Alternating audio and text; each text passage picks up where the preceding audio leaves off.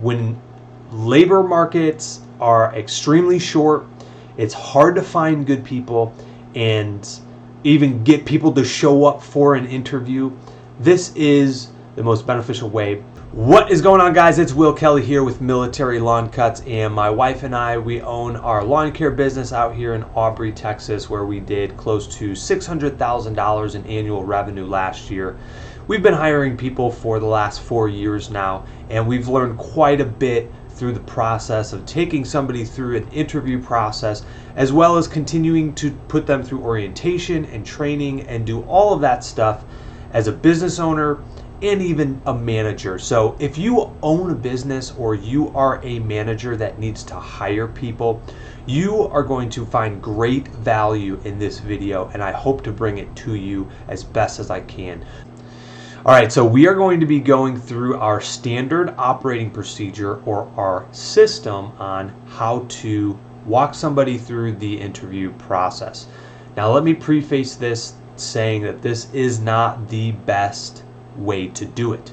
The reason why I say that is I'm a very thorough and meticulous person, and I like to take as long as I can to walk somebody through the process. We used to do actually 2 separate interviews and made them kind of jump through all these hoops, but what we realized is for the type of work that we do, which is blue collar, very labor intensive, a lot of these guys just need a paycheck, and they're not going to be able to get dragged along through this very long interview process. So what we've done is we've condensed it down into a very quick, efficient, and effective process that we believe that we can hand off to another manager, have them take over the hiring process. So let's get right into it.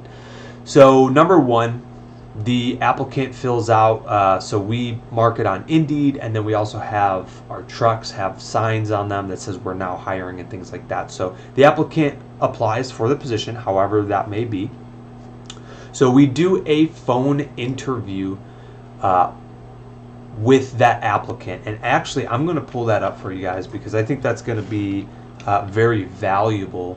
Let me pull this up for you guys. All right, so we get their name, phone number, town. This is a big one because we don't want people commuting over like 45 minutes. We have had people do that in the past. It just never really works out because it's just so long of a drive. For $17, $18, $19, $20 an hour, it's just not worth driving close to an hour commute to and from. The date, all that good stuff. So there are a couple of prerequisite screening questions that we always ask. They have to be 21 years of age because of auto insurance. Our auto insurance policy, they are required to be 21 years of age to be a driver. And all of our team leaders should be able to drive a truck just in case somebody's out or sick. They need to be able to drive.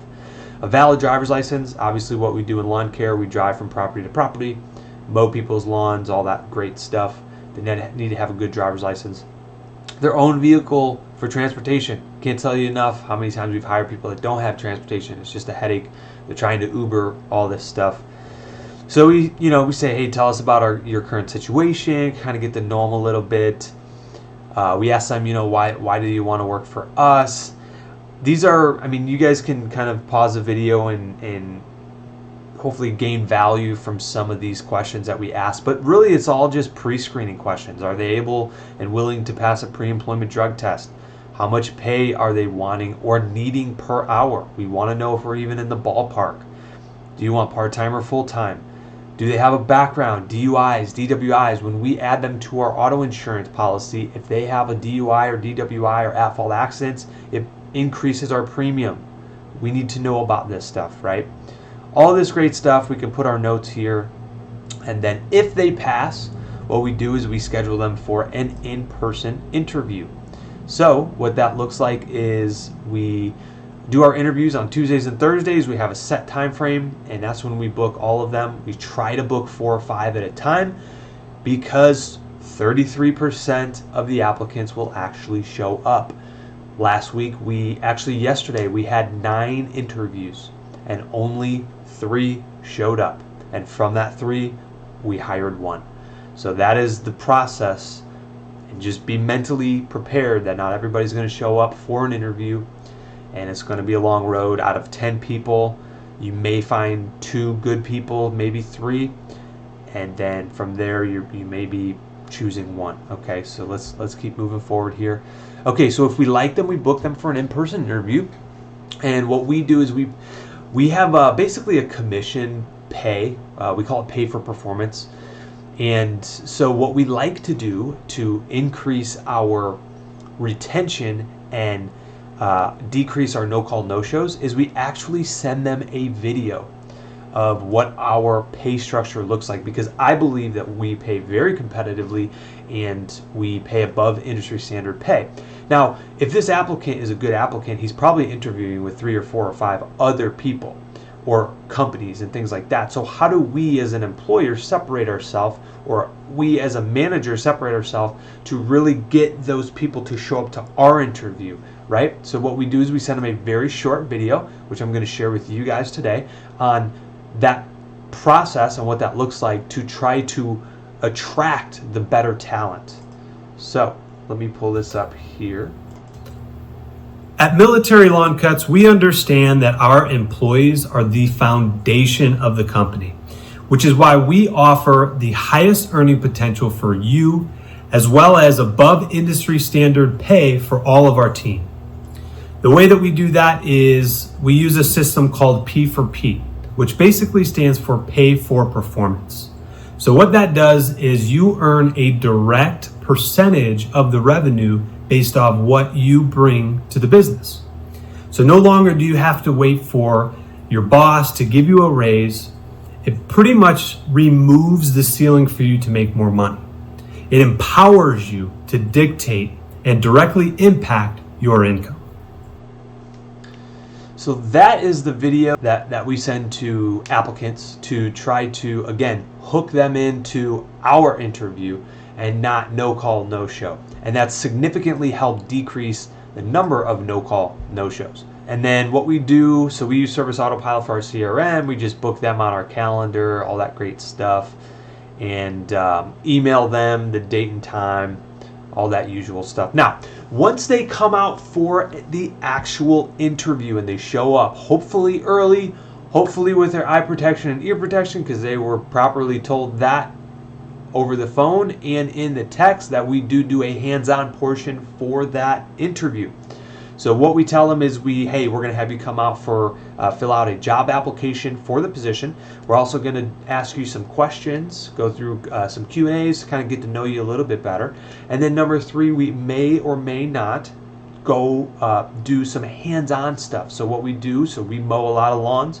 What we do is we put people on the mower for 2 minutes. We say, hey, mow this small section. Do they know how to start the equipment? Do they know how to use a weed eater or a blower? And this, again, this is applicable for any business. Is there a hands-on portion for your interview? If you're answering the phones, have them do a pre-screen, call a customer, or maybe not a customer. You maybe don't want to do that because that may end well if they're not great. But yeah, just whatever job or position that they're applying for, put them in the role and see how they adapt if they overcome a challenge and things like that, right? So we also need to verify the driver's license when they do come out. We've had it in the past where people say that they do have a driver's license, but yet they're driving on a permit or it's suspended and something like that. So we always want to verify that before we start going into the questions, because we don't want to waste our time asking them the questions if they don't have a valid driver's license. So it's really important, valid driver's license first. And then what we like to do, once we're all wrapped up and everything is good to go, let me show you guys actually some of the key things that we look at. I'm not necessarily going to show you like all of the questions, but I want to show you certain things. There are certain red flags in an interview that will absolutely disqualify a candidate. Number 1, if they ever talk negatively about their previous employer, instant red flag. We do not want to move forward with them, because if they're talking negative about them, they're going to talk negative about us. And if that employer was really that bad or negative, they probably wouldn't be in business. So, you know, again, and not disqualifying anything that candidate is saying, but is it really the employer or is it really that individual? Okay. If they ever talk negatively about employees, We always look for certain red flags, and that those definitely would be some. So there are 7 key indicators that we look for whenever we are doing the in-person interview. Okay, number 1 is, did they smile? We want to create a positive and good culture where people enjoy to come to work. They want to enjoy to be with whoever they're with that day, right? And if they're not smiling in the interview, they're probably not going to smile while they come to work, right? We want to be with enjoyable people that we want to spend time with at work, okay? So that's number 1. Did they smile? And we rate them 1 through 10.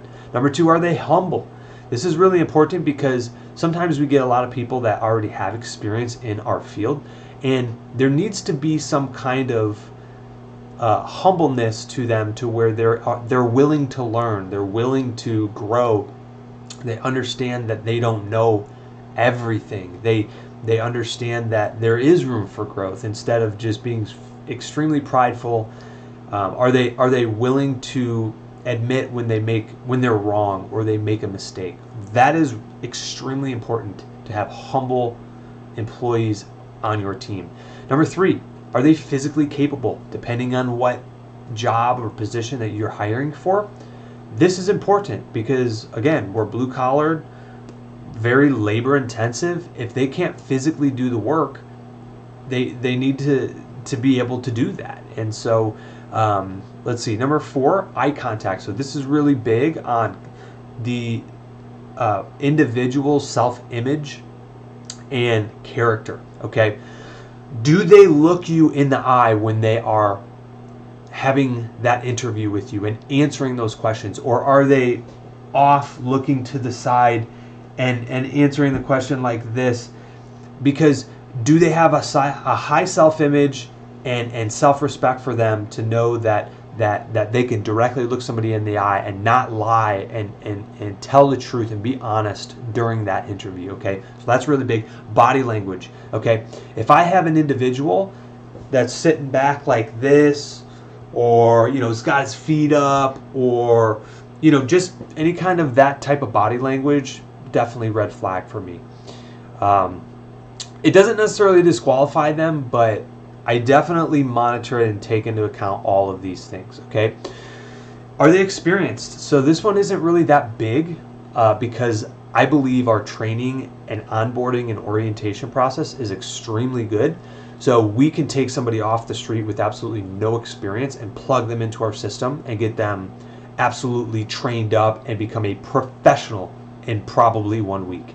And then the final thing, and we don't do this during the interview, we do this after the interview. If we like the candidate and we want to move forward with them, the absolute last step in the process is, do they have strong references? So if you look back here, this is step number 5. So what we do is we do call the references. In fact, so much so that when we hand them the application, this is very important, we say on the second page there is a reference page. So you have 3 slots for a reference. Please, we are looking for professional references.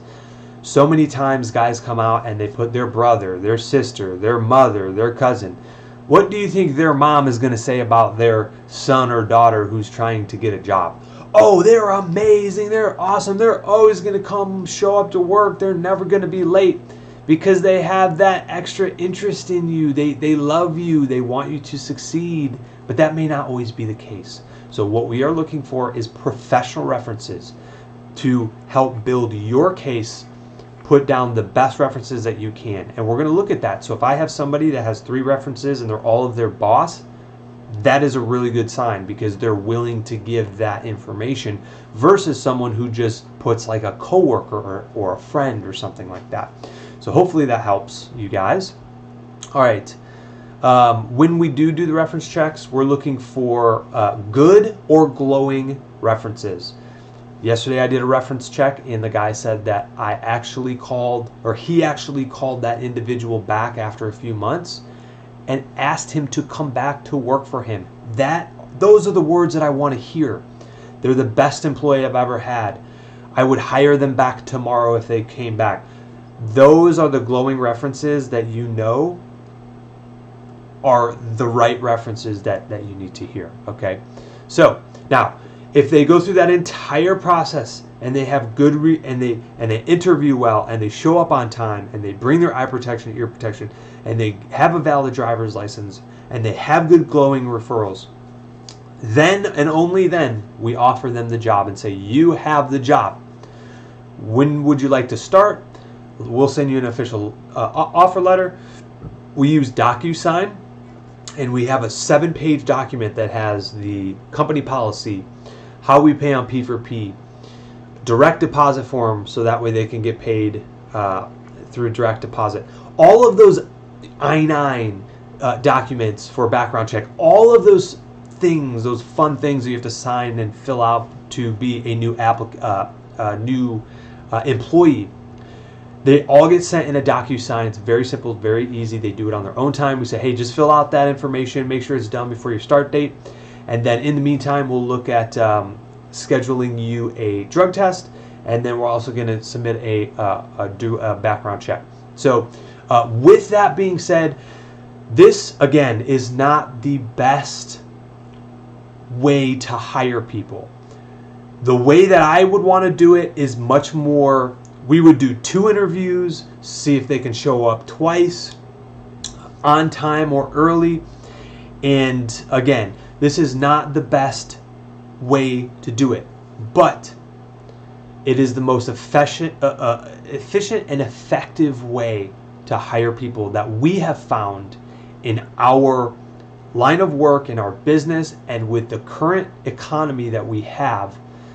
When labor markets are extremely short, it's hard to find good people and even get people to show up for an interview. This is the most beneficial way. So what I want to ask you guys is, what do you guys have in your hiring process that we don't have? Okay, I want to hear from you. Please put that in the comments. And if you guys found this video the least helpful, please click the like button down there.